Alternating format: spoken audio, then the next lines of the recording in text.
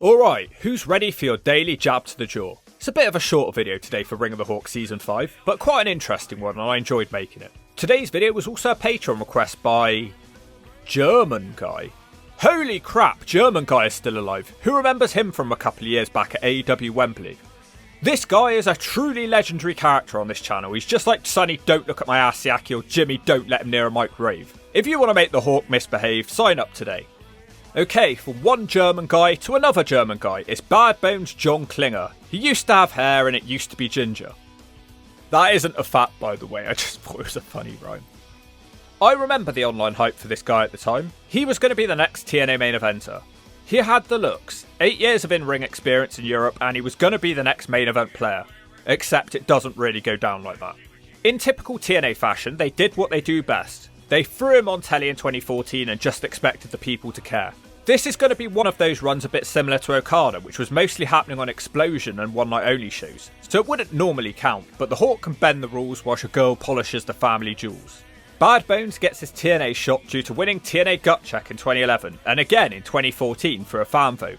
Basically, TNA was dumb and they let the fans vote as many times as they wanted for the same guy, and this year all the German fans rallied behind Bad Bones. They also allowed fans to vote for wrestlers currently employed by the WWE, and they had to restart the voting several times. So Gut Check was certainly a reputable competition. Match 1, TNA at Wembley. Hell of a time to make your TNA debut. Bad Bones. He looks either like the master of the cab driver slam David Young, or a shrunken version of Luke Gallows, but more miserable. Imagine taking a cab driver slam from him, and he takes on... oh man, Christopher Daniels, these guys were too much. For one night only, they are the West Coast Bulldogs. Look at that toy dog, and Kaz is going to be known as Dynamite Kaz, and Daniels is known as Daniels Boy Smith, because it's Throwback Thursday. See, these two guys right here, kids. The way they turned their character around in 2014 is incredible. It actually needs to be studied. Years of trying their hardest to get over, and then they just start messing around and everybody loves them. Bones keeps beating him up in the corner. He hits a big spear in the corner to zero reaction. A clothesline fares slightly better for him and gets a 2. He actually has his own signature move, it's the Bold Head Splash. He moves on to hit running punches in the corner into a single leg drop. That's just a 2. The crowd rally behind Daniels to help him escape a submission, but Bones isn't done and he hits a Falcon Arrow. He climbs to the top but misses his back senton.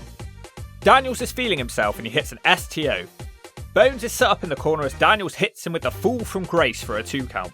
They have a strike-off where Bones seems to win and he quickly crushes Daniels with a crazy backbreaker. He can't land anything else and Daniels' boy crushes him with a power slam and the best moonsault ever to end the match. You know what, I really enjoyed that match. Everything looked good and it was a nice mixture of moves. The only issue I see here is that he can't really be this big powerhouse main eventer because he looks smaller than Daniels. Now that isn't his fault, but I don't really know what they can do with him. It's a B as far as debuts go. He does actually get introduced to the audience on Impact for an incredible 10-second television appearance. JB tells him congratulations, you've won Gut Check, and about 6 words in German later, a fight breaks out behind him and Bad Bones just disappears. Incredible. Match 2, Impact. Bad Bones, who's introduced by Nick Aldis. He says there's no other good wrestlers in the UK, so he had to go to Germany to get Bad Bones. He faces Samoa Joe. Joe jabs him all around the ring and pounds him in the corner. He throws frantic knees with Bones collapsing. Joe crushes him with a running face wash, and in record time Samoa Joe hits the Muscle Buster and locks on the Kokida clutch for the tap out win. It went 1 minute and Bad Bones landed about 2 punches. A hell of a debut on the main show. Why would they ever want to book him again after burying him like that? It's an S. Match 3, TNA One Night Only Joker's Wild 2. 2 random guys will tag up to take on another 2 random guys to take part in a random tournament to win a random amount of money. Sounds like fun? It's not. Robbie E teams up with Christopher Daniels to take on Bad Bones. Taz screams out, "Who the hell is Bad Bones?" Then he makes fun of the crowd making no noise for his entrance. Man, TNA had it in for this guy. The crowd chant, "Who are you?" Taz is all over him here. He says his tag team partner is going to be Good Bones. But no, this man has no visible bones, is Samoa Joe. Taz questions if Bones can hang with the wrestling skill of Christopher Daniels, but he should be okay with Robbie E. Aim high. Bones doesn't start. God, this match is slow. Joe finally tags him in with Robbie E. The crowd immediately chant, "Who are you?" Bones shuts them up with a big high collar overhead suplex. Robbie knees him in the gut and tags Daniels. Bones keeps smacking him one. He moves on to hit running punches in the corner into a single leg dropkick. Robbie E grabs his leg from the outside to turn the match. Robbie E, who is scared of clowns, Irish whips him into the corner. He misses his next attack in the corner and Bones tags the Samoan submission machine. The match breaks down and Bad Bones spears Robbie E and Joe puts away Daniels with a muscle buster. Bones and Joe will both move on to the main event battle royal. I thought we'd see a bit more from him here, but sadly, the only thing that stood out and was memorable was Taz's jokes about him. It's a D. Match 4, One Night Only Joker's Wild 2 over the top rope gauntlet match. Bad Bones gets a favourable draw entering late into the match, but he's knocked down straight away when Bully throws Spud at him. Bones is enraged as he uppercuts Spud. Bad Bones picks a fight with the Bully now, but can't eliminate him. Bully chops him down to size. Bones meets with Joe again, but probably wishes he didn't, because Joe throws him out and eliminates him.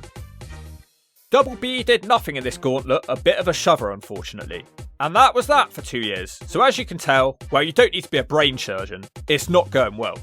Match 5, Bad Bones, who looks like a failed member of the Aces and Eights, and he faces Mandrews. This should be an interesting clash of styles.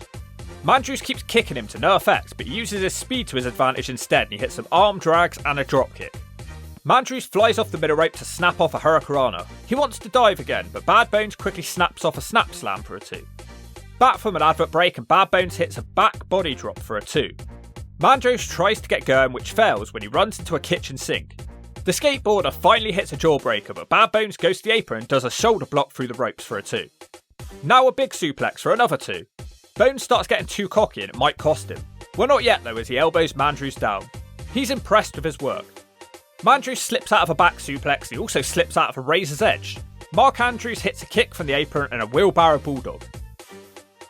He soon goes back to the wheelbarrow, but this time into a double stomp.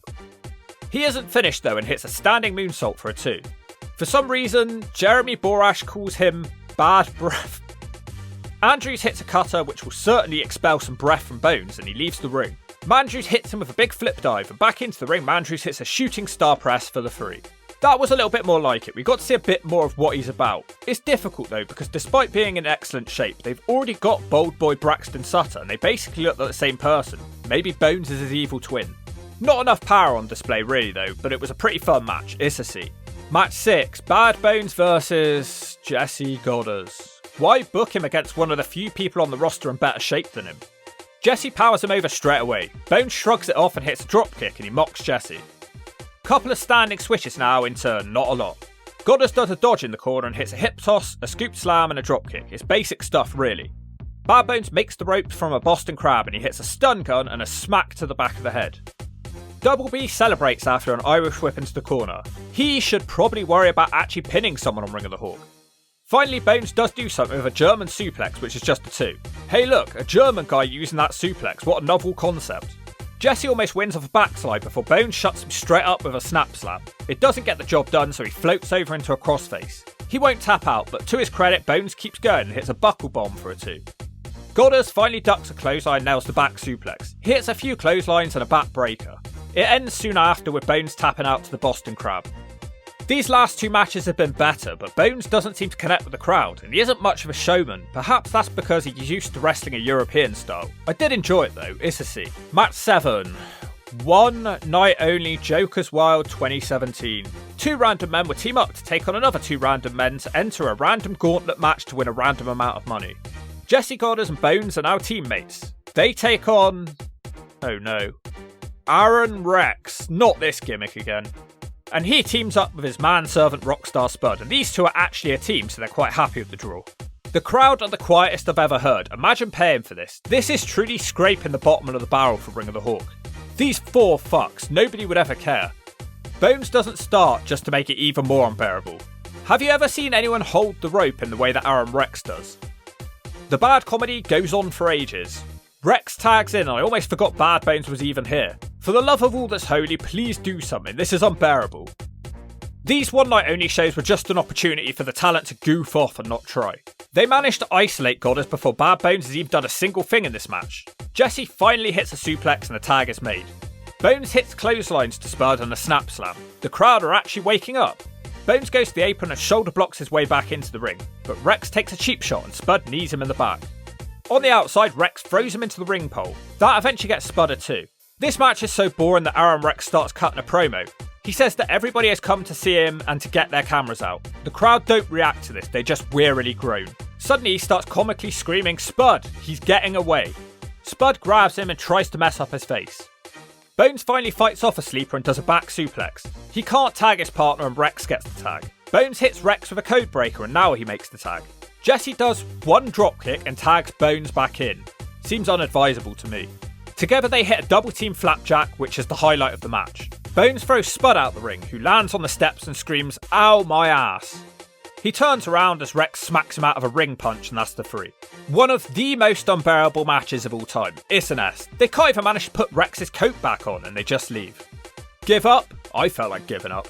Match 8, final match. Bad Bones, who doesn't get an entrance but he does get a handshake from Bobby Lashley versus the former UFC heavyweight champion Josh Barnett. This isn't going to end well.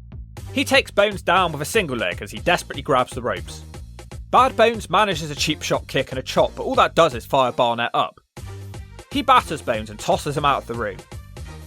Bad Bones pushes Barnett in the stomach and hits a shoulder block into the ring. No pin is made, instead Bones grabs his eyelash and moves on to choking him on the ropes. Barnett blocks a suplex and switches to a gut wrench throw. Now Barnett hits a brutal looking powerbomb, I would like to take that. He isn't done though and he picks him back up and does a Northern Light suplex. He still isn't done and he puts his arm in a key lock for the tap out win. Game over. A fun squash match. I'm surprised how much Bad Bones actually got in against the former UFC champion. Enjoyable, it's a C. Bad Bones' TNA run comes to an end at this point. They probably couldn't afford to pay his visa. He went back to the Indies where he remained one of the most respected competitors on the circuit. Bad Bones had planned to hang up his boots this year, but in May of this year, before he could retire, it was reported that Bad Bones had passed away at the age of 40 from a heart attack. Such a young age for it to be over. To demonstrate how much he was loved in European wrestling, the fans raised €24,000 for his funeral costs. He's fondly remembered as the face of European wrestling and someone that helped with the rise of Gunther and Druganov. I think it's a shame that TNA couldn't find something for this guy. He clearly had something. I think his height held him back a bit though. I enjoyed his style, and it's not his fault that TNA booked him like Bird and gave the fans zero reason to care about him. Ultimately, I do have to grade what was in front of me. What was in front of me was a jobber. And Ring of the Hawk needs wrestlers running to do the JOB, so I'd have him on the roster, but he's only getting a D. There wasn't enough to justify anything higher, and if you don't agree with that, I'll set you on fire.